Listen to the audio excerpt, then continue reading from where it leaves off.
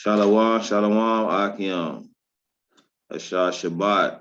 Shalom, tribe. Shalom, the 12 tribes scattered abroad. Shalom, shalom. Shalom. All right. So here on this Shabbat, this holy Shabbat, where we come together to, give all praises and honor to the Most High Yahweh on this day of rest to get refreshed spiritually and physically. Get us prepared for the week. Get us prepared for the war that we're constantly in until that time of reckoning. So as customary, we start off with the Lord's Prayer.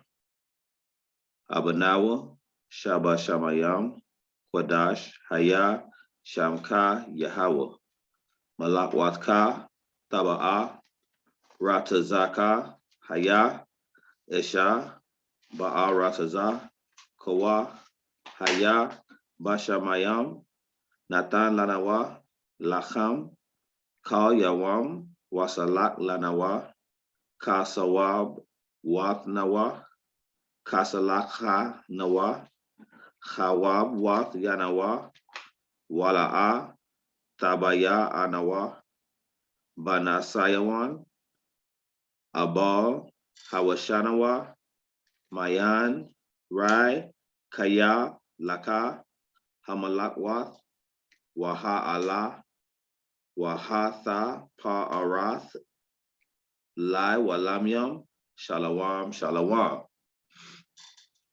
All right.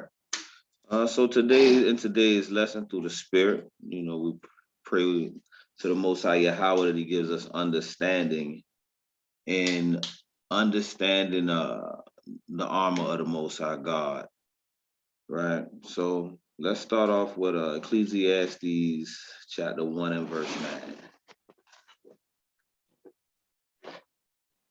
All right, let's open our meditation with Ecclesiastes chapter 1 and verse 9.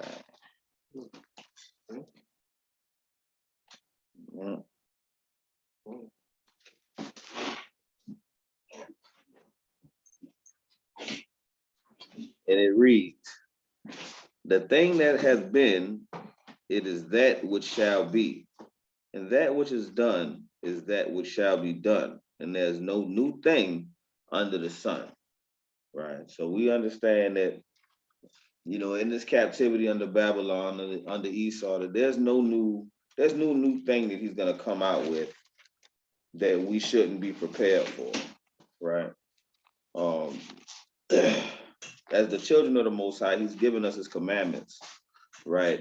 Which with the commandments comes wisdom, right? And with the wisdom comes understanding and discernment and all the gifts and fruits that come with having wisdom, right? So we should be prepared at all times when it comes to dealing with Esau and these heathens in this captivity, right? The regathering of Israel will happen, as we continue to press towards the kingdom, through taking back our heritage, keeping the commandments, keeping the feast days, all right, standing up, keeping the Sabbath, and just standing up against evil, right? But there's no new thing under the sun. Let's get Leviticus 18. Let's get Leviticus 18 and verse 1. Let's get Leviticus 18 and verse 1.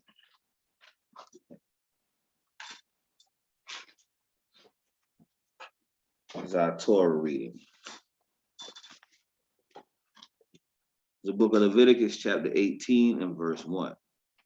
"And the Lord spake unto Moses, saying, Speak unto the children of Israel, and say unto them, I am the Lord your God. After the doings of the land of Egypt, wherein ye dwelt, ye shall not do. After the doings of the land of Canaan, whither I bring ye, ye shall not do. Neither shall you walk in their ordinances." Right, and again, there's no new thing under the sun. In this Babylon that we live in right now, has the same characteristics of Egypt. right, has the same gods that they worship in Canaan, because that's what this great whore Babylon is full of. It is full of idols, right? No new idols, just the same idols, right? Throughout history, the same idols, right? Verse 4, ye shall do my judgments and keep mine ordinances to walk therein. I am the Lord your God. Ye shall therefore keep my statutes and my judgments, which if a man do, he shall live in them. I am the Lord, right? And there is no new thing under the sun, but also the Most High doesn't change, right? So as he's giving Moses these commandments to give to the children of Israel, we are commanded even to do the same thing, even under Yahweh Shai, the Hamashiach, the Christ, right? We should still keep the Most High's judgments and statutes and ordinances and walk therein, right? Because if a man do, he shall live in them, right? Because that's how the Most High is glorified. That's how the nation of Israel is set apart, because we keep the law, statutes, and commandments of the Most High, the judgments as well, right? Just under Yahweh Shadow Mashiach, right? We learn a better way of doing that and exercising that amongst our neighbor, right? So let's go to Hebrews 3, Hebrews 3 and 12. Hebrews 3 and 12, right? Because we're going to have to stand, this is a war, right? We're going to have to stand up for the things that we want. And that's our nation. That's our sovereignty. We want that back, right? Hebrews 3 and 12. We want our sovereignty back. We want our land back. We want all the things that the Most High has promised our forefathers, Abraham, Isaac, and Jacob. We want those things back, right? Hebrews, it's the book of Hebrews, chapter 3 and verse 12. Take heed, brethren, lest there be any of you an evil heart of unbelief in departing from the living God, but exhort one another daily while it is called today, lest any of you be hardened through the deceitfulness of sin, right? So we want to take heed as we build in the name of the Most High. We want to take heed to each other, take heed to our own selves, right? That's why we're supposed to gather together, to help exhort one another daily while we're able to exhort one another, right?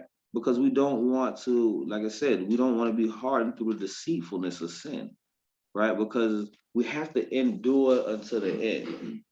The person and the man that endures to the end, that same shall be saved. That's what Yahweh Shah said, right? So in brotherly love, we should exhort one another every day while we can.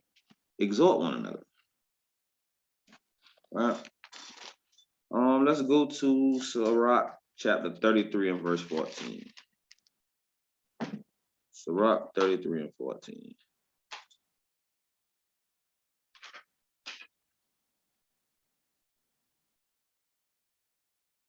Sirach 33 and verse 14. It's the book of Ecclesiasticus, chapter 3, 33 and verse 14. Salaki. Good is set against evil, and life against death. So is the godly set against the sinner, and the sinner against the godly. Right? So we see that there's always going to be that war between righteousness and wickedness, right? The Most High set it up that way, right? Because that's balance. The light is balanced with the dark, or the dark is against the light, right? So we see that, this war is only going to expose who the godly are and who the wicked are. And if the Most High has granted us return, granted you, understanding of your heritage, then you must join that war and begin to fight to take back what's ours, right? What the Most High has given us. right? So we see that good is always going to be against evil, and the sinner is always going to be against the righteous, against the godly, right? So as the wicked is against the godly, how does the Most High protect the righteous, right? Let's go to Psalms 94. Psalm 94.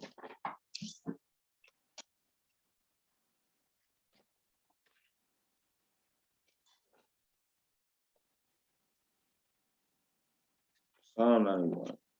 Who? Psalm 91 and verse 1.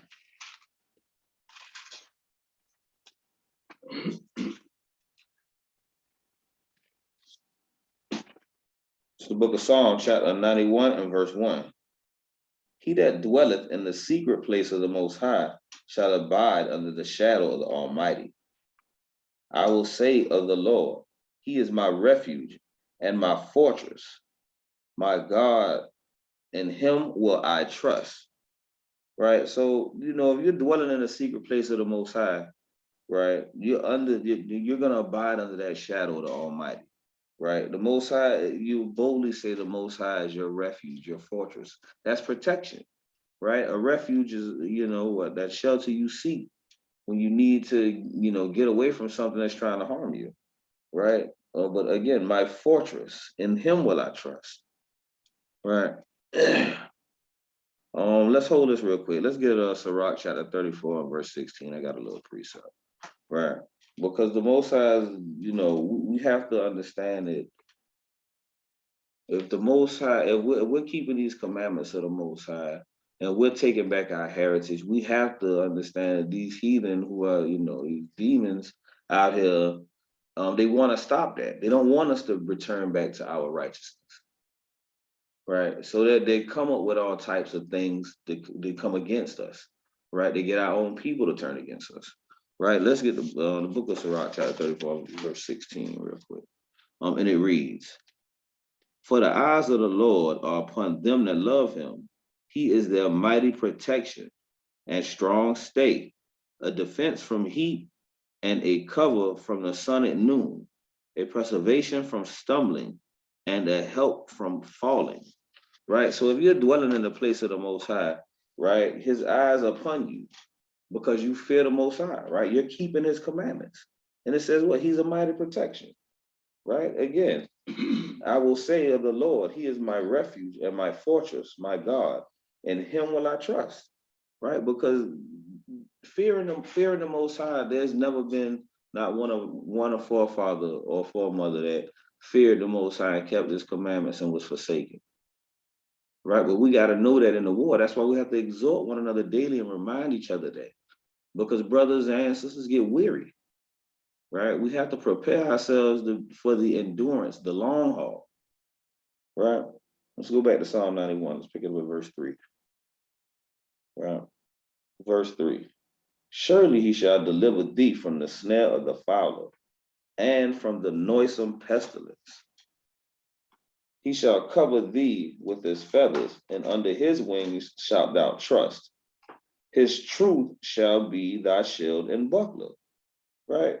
So the Most High, if you're fearing the Most High and you have that love for the Most High, right, He's gonna deliver you from the snare of the fowler, right? He's gonna deliver you from that noisome pestilence, right? That pestilence deals with sickness, right?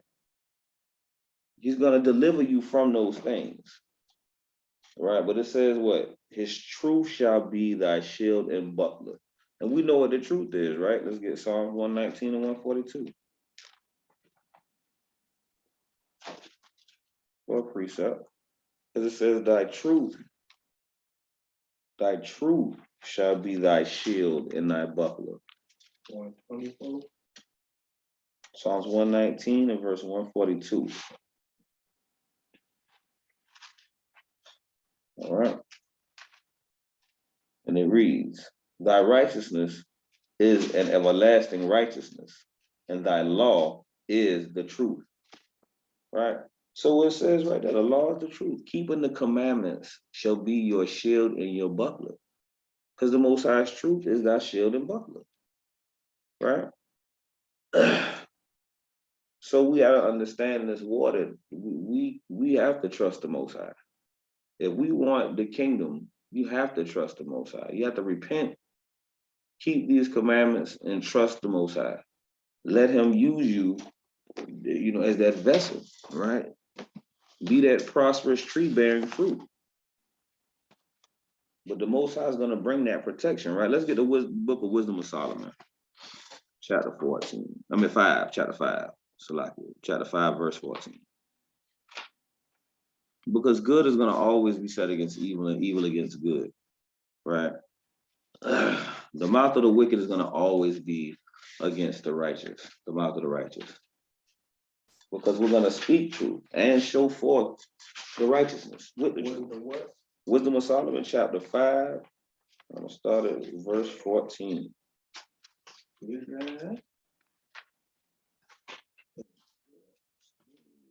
Right. Book of Wisdom of Solomon, chapter 5, verse 14.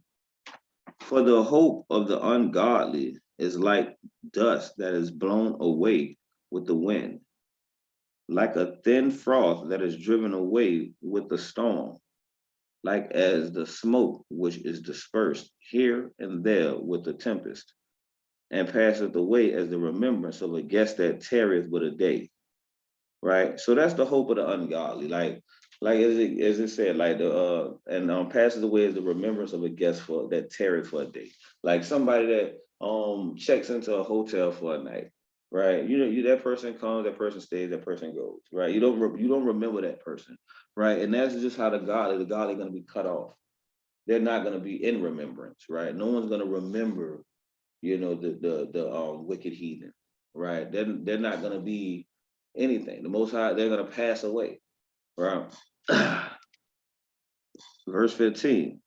But the righteous live forevermore.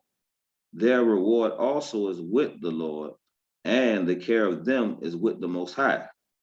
Therefore shall they receive a glorious kingdom and a beautiful crown from the Lord's hand.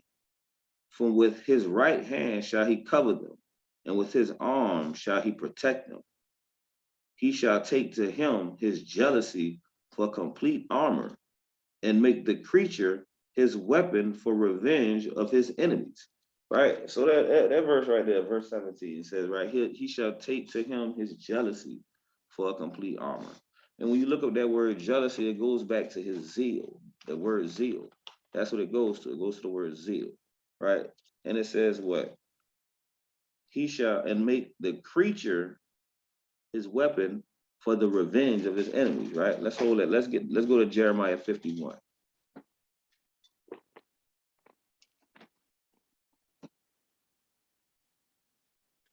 Jeremiah 51, verse 17. We're going to start at 17. Jeremiah 51.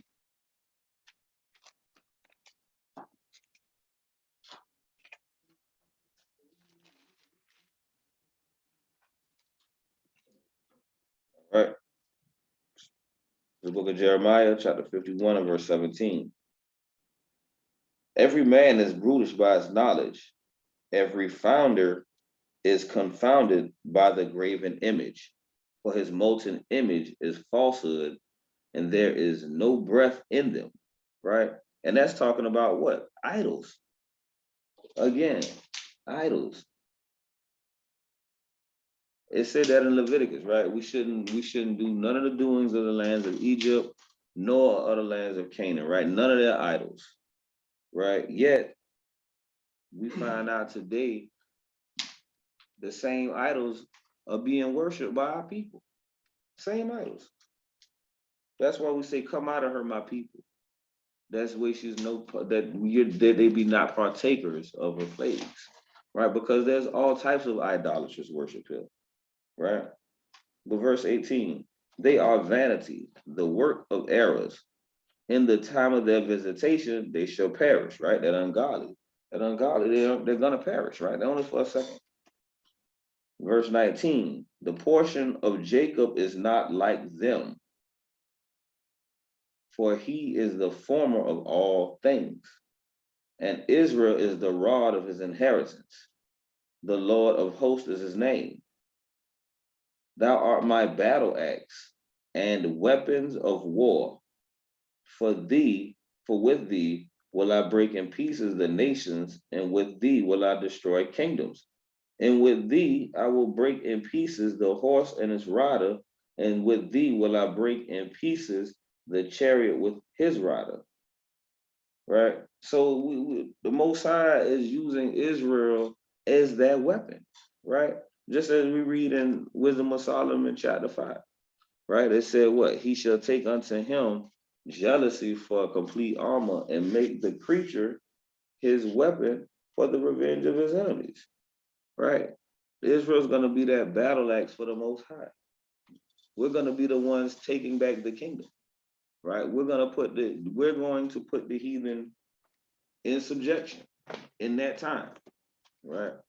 But now, right, we have to continue the war against the wicked, right? By keeping commandments, right? Not by being carnal and going out there and try to fight a battle carnally, right?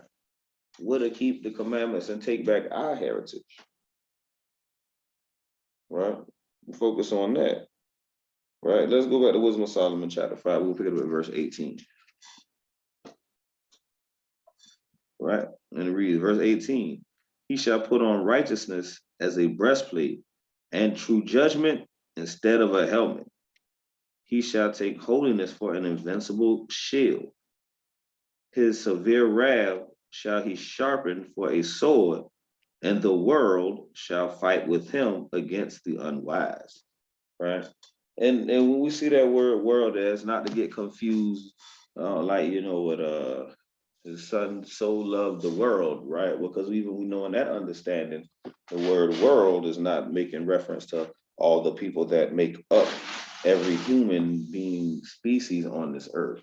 That's not what that word world is talking about, right?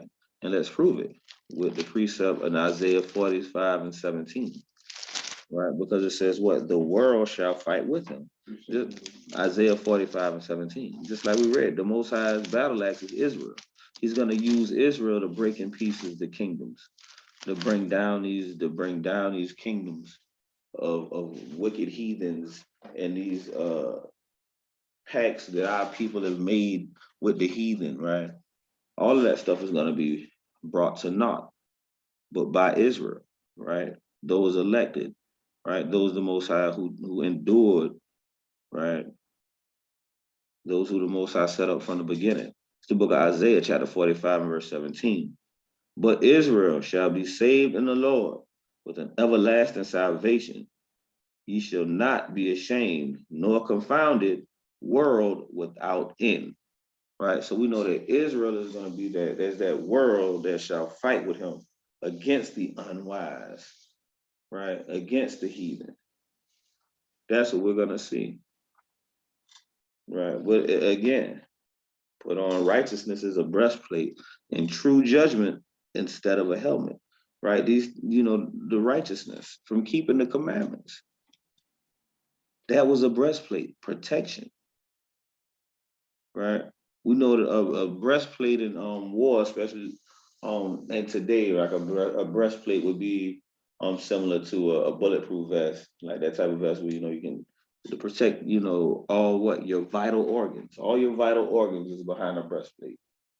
Right? The breastplates they used to wear, even now when you see people wear bulletproof vests, right? It protects all of their vital organs, right? But you put on righteousness to protect those vital organs, right? And true judgment instead of a helmet, right? Because judgment comes from your understanding. Judgment comes from you making decisions in your mind, knowing how to judge a situation righteously, right?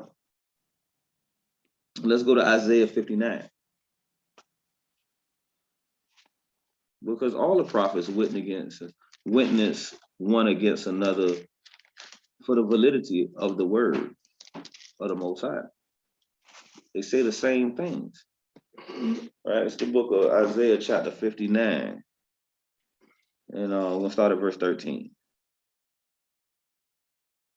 And it reads, in transgressing and lying against the Lord and departing away from our God, speaking oppression and revolt, conceiving and uttering from the heart words of falsehood, and judgment is turned away backwards, and justice standeth afar off.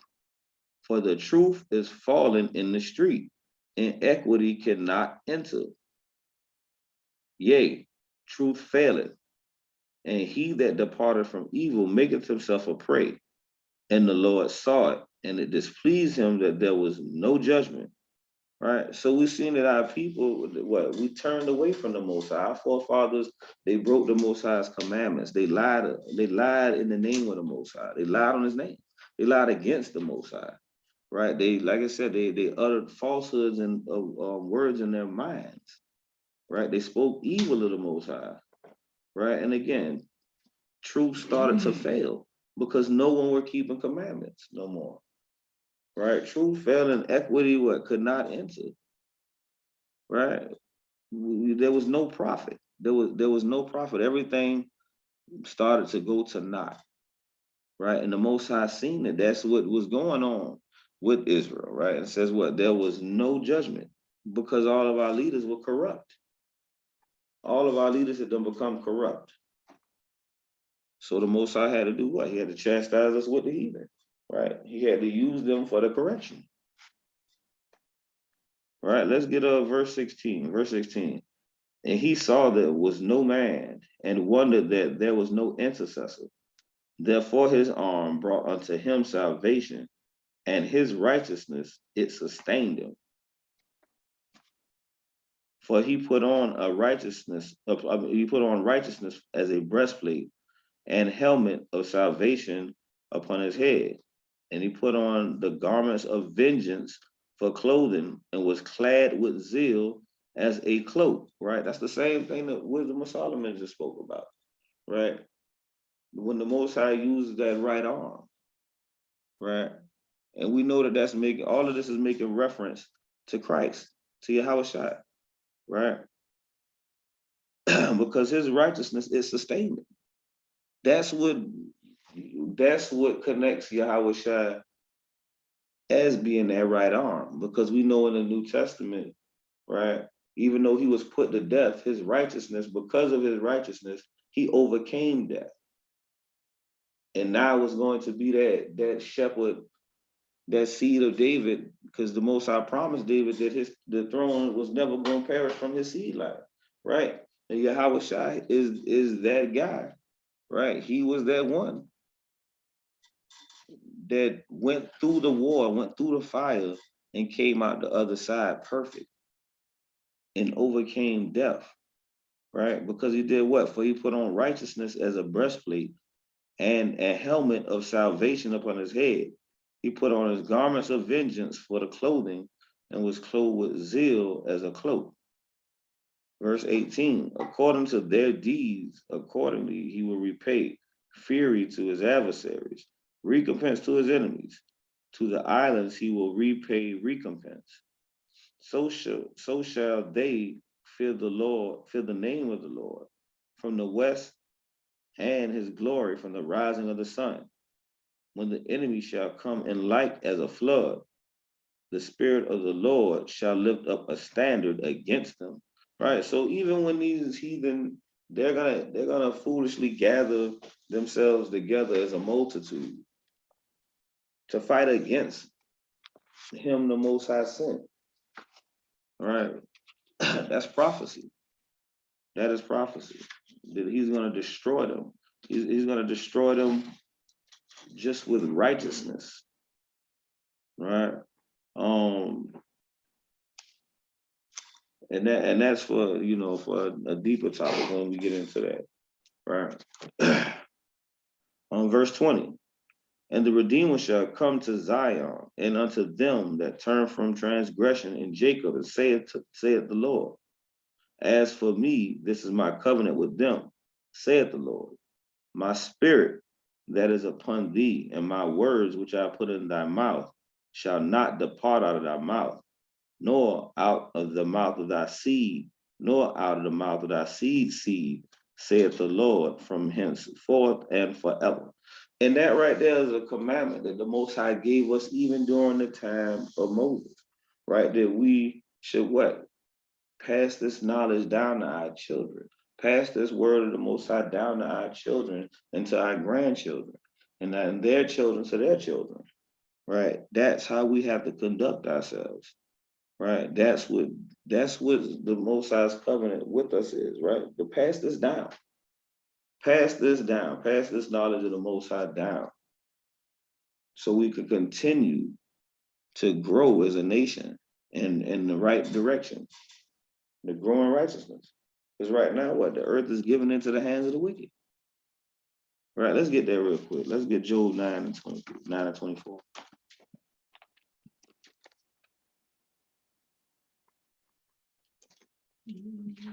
Let's get Job 9 and 24.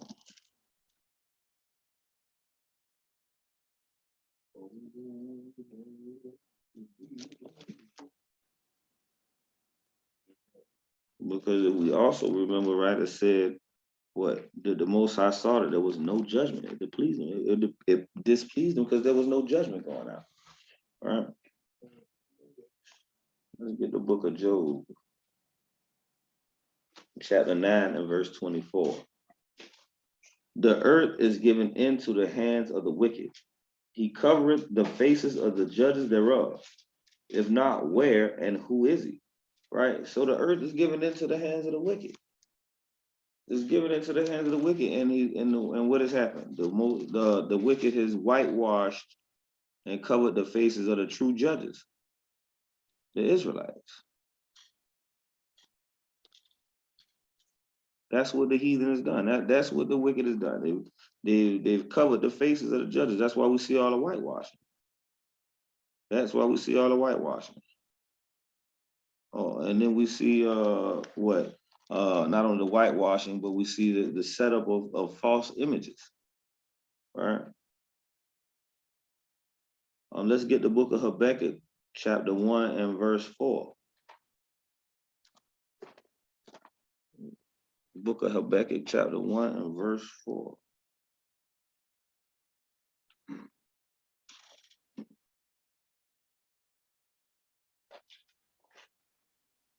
All right. The book of Habakkuk, chapter 1 and verse 4. Therefore the law is slack, and judgment doth never go forth. For the wicked do compass about the righteous. Therefore wrong judgment do proceedeth. And that's why the Most High had to send that Redeemer, right? Because like I said, he looked around and he didn't see any judgment. There was no intercessor. So he did what? He sent his right arm brought that salvation. Yahushua, right? He brought that salvation unto Israel. Right, so now let's go to Ephesians. Ephesians chapter 6. Ephesians chapter 6.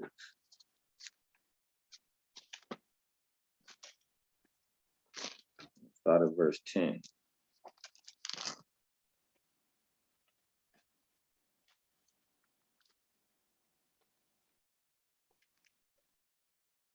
Right, it's the book of Ephesians chapter 6 and verse 10.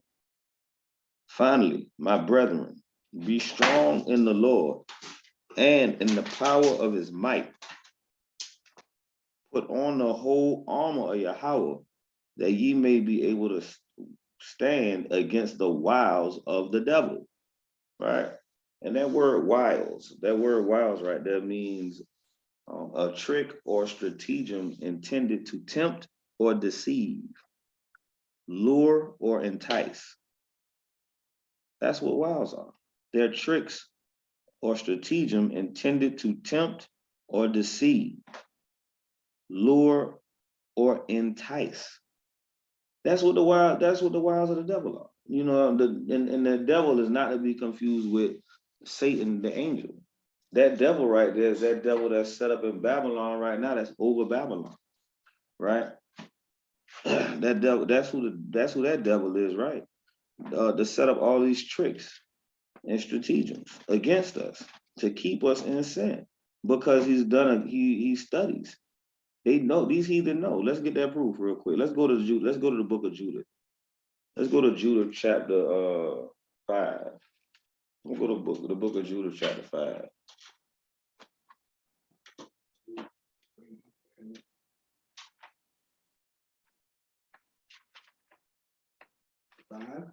Mm-hmm.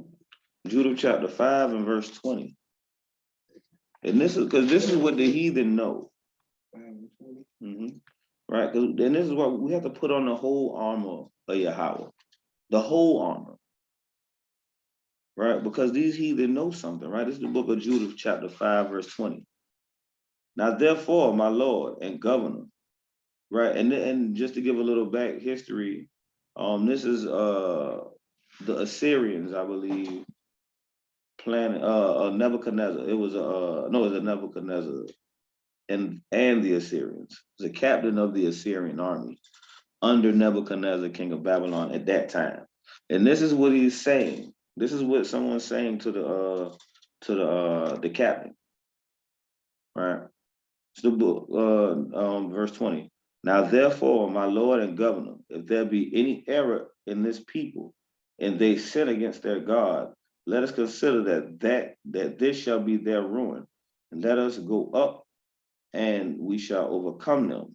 Right. So this guy knew that. Look, man, if these people are in sin or they sin against their God, right? That's their ruin. At that time, we can go up and overtake them. Right. But verse 21, but if there be no iniquity in their nation, let my Lord now pass by, lest their Lord defend them and their God before them, and we become a reproach before all the world. Right. So like these heathen know that. Like, look, hey man, they knew that at this time, and they know that now. Look, if we can keep them in sin, the Most High won't deal with them. Right. The Most High won't deal with them. But if ain't no sin in them, you might as well leave them alone, because you're gonna become a laughing stock on the whole earth. The whole earth is gonna know about you and know how you try to go up against the people of the Lord and were crushed. Right. So we have to put on the whole armor of Yahweh that we may be able to stand against the wiles of this devil. Because this devil is, he puts it out there, but it leaves it up to you to fall for the tricks. He sets up things and puts things in place for you to fall, for us to fall as a nation. That's why we have to put on the whole armor. And that's why we have to exhort one another. We have to help each other. Right? Verse 12. For we wrestle not against flesh and blood. Right? So we don't wrestle against flesh and blood, right? We're not wrestling against flesh and blood. But let's get something that Yahweh Shah said, right? Let's get something that Christ talked about. Let's go to Matthew. We'll go to Matthew chapter 10, verse 34. Right. It's the book of Matthew, chapter 10, and verse 34. And it reads, think not that I am come to send peace on earth. I am come not to send peace, but a sword. Right? So, and that cuts Christianity right there. Because they'll say Christ came to bring this love and to bring us all together and to bring peace among the people. But he says right here, think not that I've come to send peace on earth. I came not to send peace, but a sword. For I am come to set a man at variance against his father, and the daughter against her mother, and the daughter-in-law against her mother-in-law. And a man's foes shall be they of his own household. Right?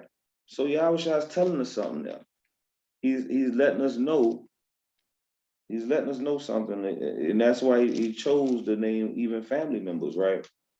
Because we've seen before that, even Abraham was told that, hey, get from among your people, right? And when you do the history, Abraham's father was an idol maker, right? So he had to get from among the uncleanness, right? But it says right here, Ephesians 6 and 12, right? For we wrestle not against flesh and blood. So we're not wrestling against family members. right? We're not wrestling against them, right? It's not them that we're wrestling against. Verse 12, but against principalities, against powers, and the rulers of the darkness of this world, and spiritual wickedness in high places, right? So it's not the family that we're wrestling against, right? But we're wrestling against the principles that they follow, right? The principles that are instilled in them, right? That's what we're wrestling against. That's what we're warring against, right? Let's get 2 Corinthians chapter 10, verse 4.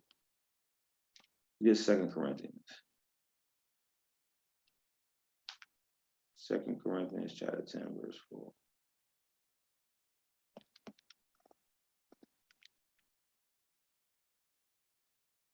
All right. It's the book of 2 Corinthians chapter 10.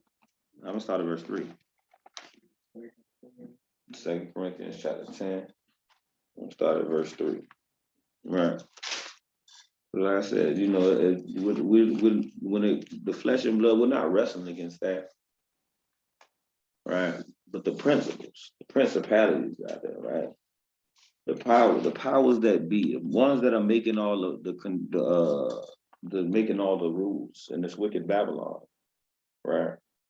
And now people that you know follow those same principles, right? But this is the book of 2 Corinthians chapter 10 and verse 3. For though we walk in the flesh, we do not war after the flesh. For the weapons of our warfare are not carnal, but mighty through Yahweh to the pulling down of strongholds, casting down imaginations and every high thing that exalted itself against the knowledge of Yahweh, and bringing into captivity every thought to the obedience of the Hamashiach, and having in all readiness to revenge all disobedience when your obedience is fulfilled. Right. So again, like you know, as we wrestle against this flesh and blood, we're not wrestling against the flesh and blood, right? But those principles that are tied, that they're tied to, right? But it's our job to what? Pull down those strongholds, cast down those imaginations, right? Because all those principles, all those things that our people follow in this captivity, right? We have to cast down that imagination and bring it back into the obedience of the Hamashiach, right?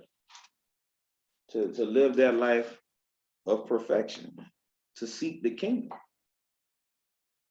to be counted in the righteous and not the wicked, but to war against it, right? So let's go back. Go back to Ephesians 6.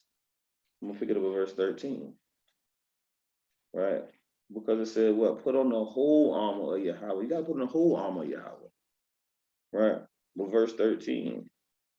Wherefore, take unto you the whole armor of Yahweh, that you may be able to withstand in the evil day, and having done all to stand. Stand therefore, having your loins girt about with truth, and having on a breastplate of righteousness, and your feet shod with the preparation of the gospel of peace. Above all, taking the shield of faith, wherewith ye shall be able to quench the fiery darts of the wicked, and take the helmet of salvation and the sword of the spirit, which is the word of Yahweh. Right. So you know that's what we have to do. We have to put on that whole armor, right? As Yahweh shall put on that whole armor and was clad with zeal, right? As he put on that blessed breastplate of righteousness. We have to do the same thing. We must arm ourselves the same way, right? And use wisdom as our weapons of war. Because the Most High has already set up everything. We just have to do our part to bring it forth. And we must take the sword, which is the word of God, right? Out there to the field every day. That's why we have to do our due diligence in studying the word. As husbands, we must arm our wives. As wives, we must arm the kids. As husband and wife must arm the house. The Most High has given us the protection, right? But we have to have faith because those fiery darts are coming, right? The wicked they speak against us all the time. They don't believe in what we believe because it affects their kingdom. Because we're saying we want ours back, right? But we must continue to live in the word, right? Because just as those statutes and judgments, as a man live in them, he must do them, right? If we want the kingdom, we must do those laws, statutes, and commandments. We must do the judgments, right? We must keep those statutes. We must judge a brother and sister righteously.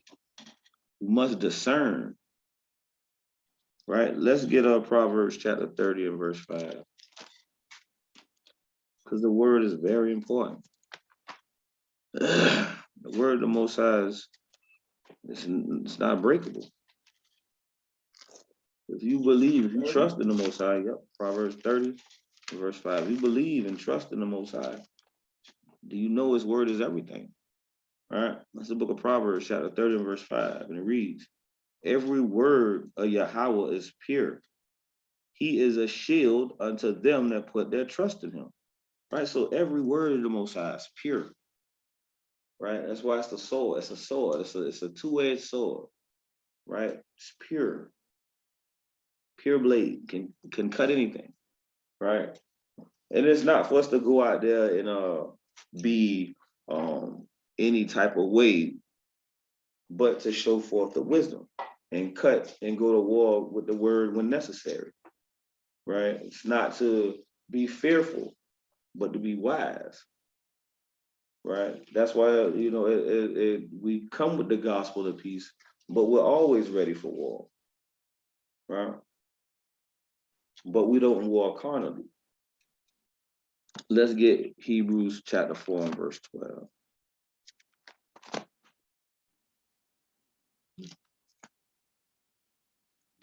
Hebrews chapter 4 and verse 12.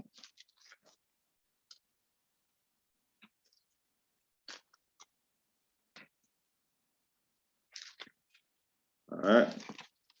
So look at Hebrews chapter 4, verse 12, and it reads, for the word of Yahweh is quick and powerful and sharper than any two-edged sword, piercing even to the dividing asunder of soul and spirit, and the joints and marrow, and is a discerner of the thoughts and intents of the heart. Right, so that's why the word is such a protection. That's why it's such a protection, because it can cut the foolishness and also protect you from your own self, from your own lust. Right, and also it can do what? Make you a discerner of the thoughts and the intents of the heart. Right, just as Yahweh could do. Right, he knew their thoughts, he knew their intentions. What was that again? Verse That's verse 12. 4 and 12. Right. But the word does the same thing for us if we apply it. We really trust in the Most High and use it for the good it is. Right. That's why as we go against these principalities and these rulers of the rulers of darkness, right? We must be skilled in the word because it's the protection, it's extra protection, right? And the keeping of the commandments. That's the cleaving to the Most High. Right, let's get the book of Daniel. Let's get Daniel chapter 7 and verse 18. Daniel 7 and 18.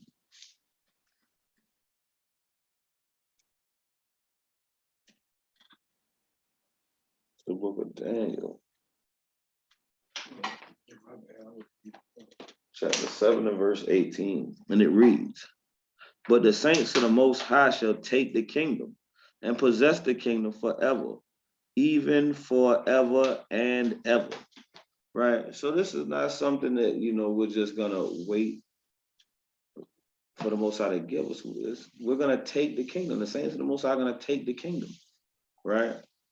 We're going to continue to cast down imaginations, right? We're going to continue to put on the whole armor of Yahweh, right? We're going to continue to do those things. We're going to continue to build in faith, to shield ourselves, because we know that we must endure to the end, right? We must endure. Let's get Luke chapter 21 and verse 36. It's going to be our last precept. We're going to get Luke chapter 21 and verse 36.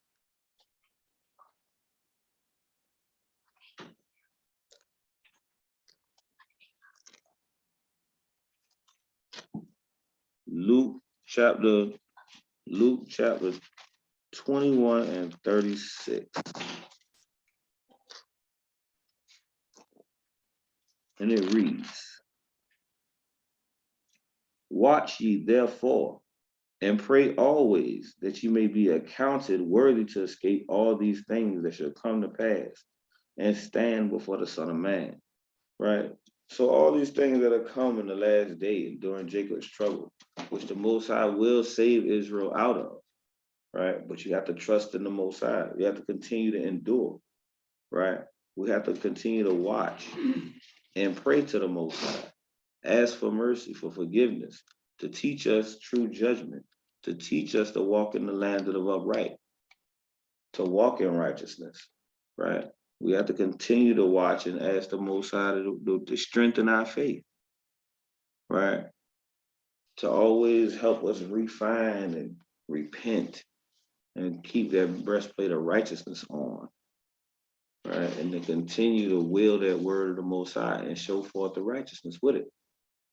Therefore, he is glorified, right? So with that, I say Shalom. I give all praises, honor, and glory to Yahweh, Ba'ashem Yahweh Shai, for allowing us to come together and study a little bit, right? To understand that we got to take the whole armor of Yahweh, right? Just as Yahweh Shai did, took the whole armor of Yahweh and walked through life and even died in that armor and overcame death. And now is that arm that's going to do what? Come back and redeem the rest of Israel, those that turned from transgression in Jacob, right? Yahweh Shai is going to redeem us. And we're going to put on that whole breastplate now and continue to fight against these rulers in dark places, right? To continue to take back our heritage, because it's the saints of the Most High are going to take the kingdom. We have to continue to take the kingdom, all right? So with that, I say Shalom, Shalom tribe, Shalom Israel, Shalom.